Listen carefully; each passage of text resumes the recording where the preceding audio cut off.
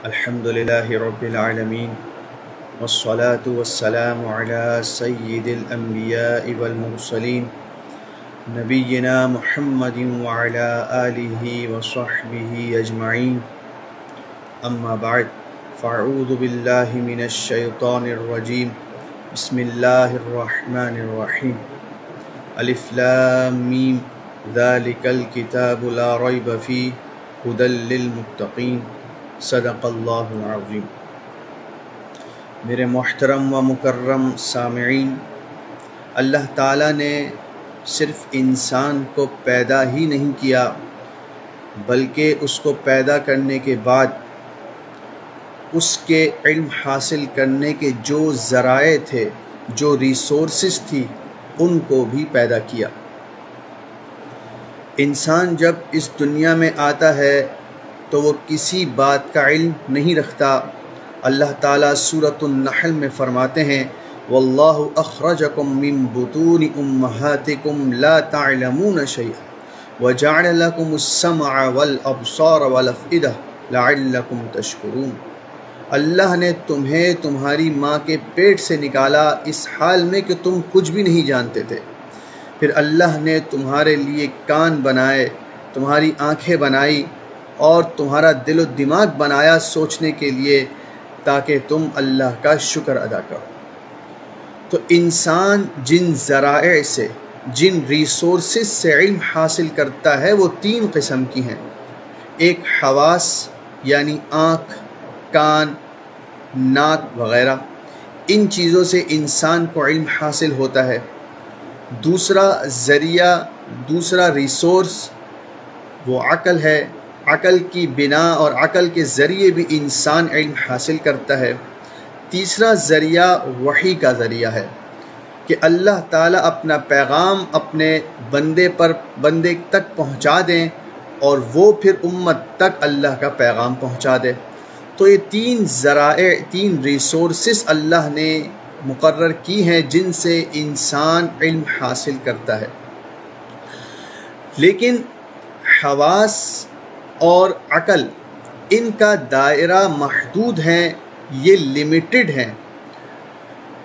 میں آپ کو یہ بات ایک مثال سے سمجھاتا ہوں۔ مثال کے طور پر میرے سامنے ایک شخص بیٹھا ہوا ہے، میں اس کو اپنی آنکھوں سے دیکھ رہا ہوں، اس کی بات اپنی کانوں سے سن رہا ہوں۔ تو اس کو دیکھنا اور اس کی باتوں کو سننا، یہ جو علم مجھے حاصل ہوا ہے یہ حواس کے ذریعے حاصل ہوا ہے، یعنی میری آنکھ نے مجھے بتایا کہ وہ انسان سامنے بیٹھا ہوا ہے اور میرے کانوں نے بتایا کہ اس کی ایک آواز ہے۔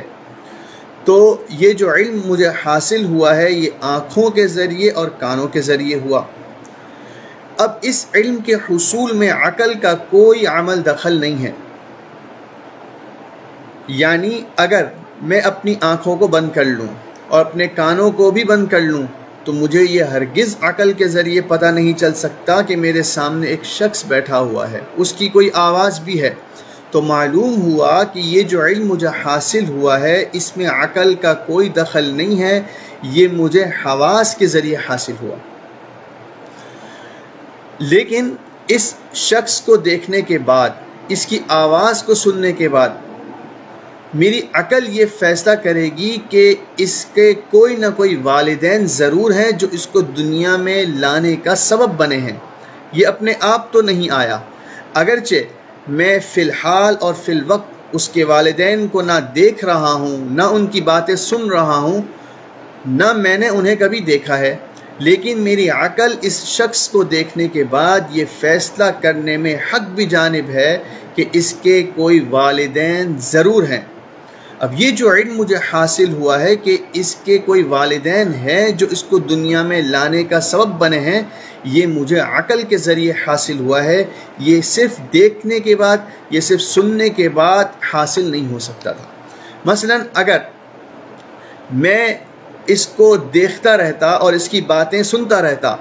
تو آنکھیں اور کان تو یہ بتاتے کہ یہ وجود رکھتا ہے، یہ آواز رکھتا ہے، یہ نہیں بتاتے کہ اس کے کوئی والدین بھی ہے۔ یہ جو علم مجھے دیا ہے یہ عقل نے دیا ہے، یہ عقل کا ڈپارٹمنٹ تھا۔ تو اس کے ڈپارٹمنٹ میں آنکھوں کا اور حواس کا کوئی عمل دخل نہیں ہے، لیکن جس کی میں نے آواز سنی، جس کو میں نے دیکھا اور میری عقل نے یہ بتایا کہ اس کے کوئی والدین بھی ہیں، اس کو دیکھنے کے بعد جو چند سوالات انسان کے ذہن میں آتے ہیں، یہ کیوں اس دنیا میں آیا، اس کے اس دنیا میں آنے کا مقصد کیا تھا، اس کو مر کے کہاں جانا ہے، آیا مرنے کے بعد کچھ ہوگا بھی یا مر کے بس مر ہی جانا ہے، کون سی چیزیں اس دنیا میں رہ کر اس کے لیے نفع بخش ہیں اور کون سی چیزیں اس کو نقصان پہنچانے والی ہیں، کن چیزوں سے اللہ راضی ہوتے ہیں، کن چیزوں سے اللہ ناراض ہوتے ہیں، وہ کون سے اخلاقی اصول ہیں جن کو پیش نظر رکھ کر ایک انسان زندگی گزارے گا۔ یہ اور اس طرح کے کئی اور سوالات جو انسان کے ذہن میں جنم لیتے ہیں، اس کا جواب عقل کے پاس نہیں ہے۔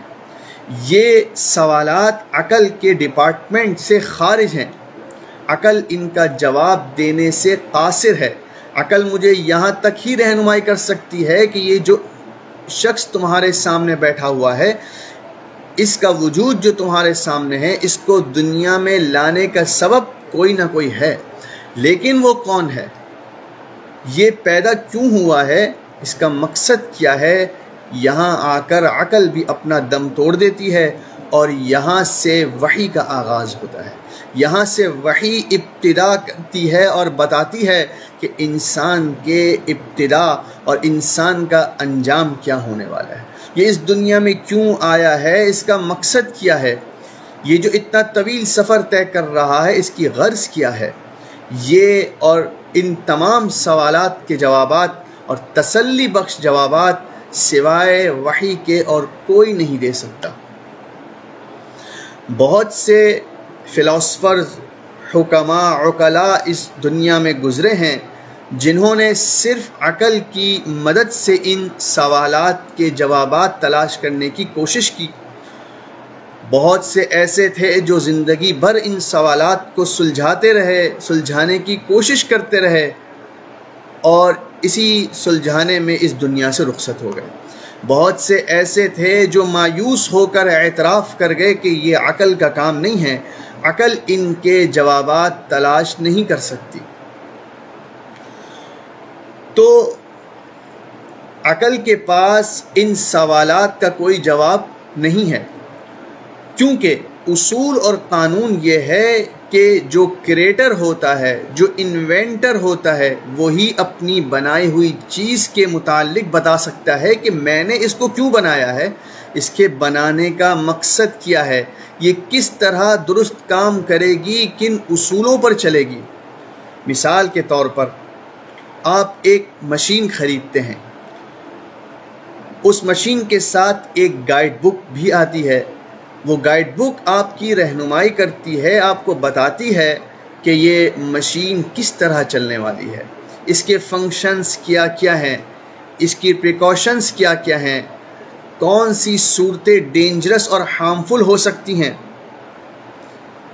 اور کن چیزوں کا استعمال کرنے سے یہ درست چلنے والی ہے، اور اگر غلط استعمال کیا تو یہ خراب ہو جائے گی۔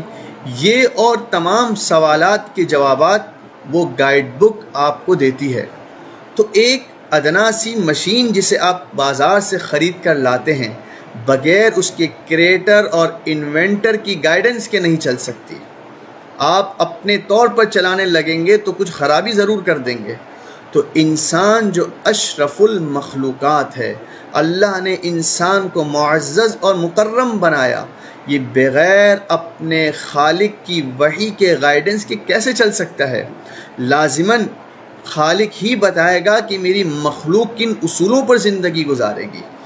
تو اس سے اور گزشتہ تمام باتوں کو پیش نظر رکھتے ہوئے وحی کی ضرورت، اس کی اہمیت ثابت ہو جاتی ہے، اور ہمیں یہ بات بخوبی معلوم ہو جاتی ہے کہ انسان صرف عقل کی بنیاد پر، صرف عقل کے ذریعے سے اس دنیا میں نہیں چل سکتا، اسے لازماً وحی کی رہنمائی کی ضرورت ہے۔ اور چونکہ میں نے ایک بات آپ کو بتائی کہ وحی کی ابتدا کہاں سے ہوتی ہے، جہاں عقل کی انتہا ہو جاتی ہے، جہاں عقل جواب دینے سے معذرت کر لیتی ہے، وہیں سے وحی ابتدا کرتی ہے۔ تو اس سے یہ بات بھی معلوم ہو جاتی ہے کہ اگر وحی جو مجھے احکام بتائے گی،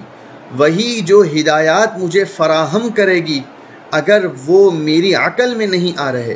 اگر میں عقل کی بنیاد پر ان کو سمجھ نہیں پا رہا، یا سمجھ تو رہا ہوں لیکن کما حق کہوں نہیں سمجھ پا رہا، تو اس میں کوئی خرابی اور عیب کی بات نہیں ہے، کیونکہ وحی کی تو ابتدا ہی وہاں ہو رہی ہے جہاں عقل کی انتہا ہو رہی ہے۔ تو یہ ہرگز لازم نہیں ہے کہ وحی کے تمام احکام، وحی کی تمام ہدایات میری ادنا عقل میں بھی آ جائے۔ تو یہاں سے بہرحال وحی کی ضرورت ثابت ہو جاتی ہے، اور ہمیں پتہ چل جاتا ہے کہ جو دیگر ذرائع علم کے ہیں، یعنی حواس اور عقل، ان کا ایک محدود دائرہ ہے، لہٰذا ان سے ایسے سوالات کرنا جو ان کے حدود سے خارج ہیں، یہ بالکل بے عقلی اور نامناسب بات ہے۔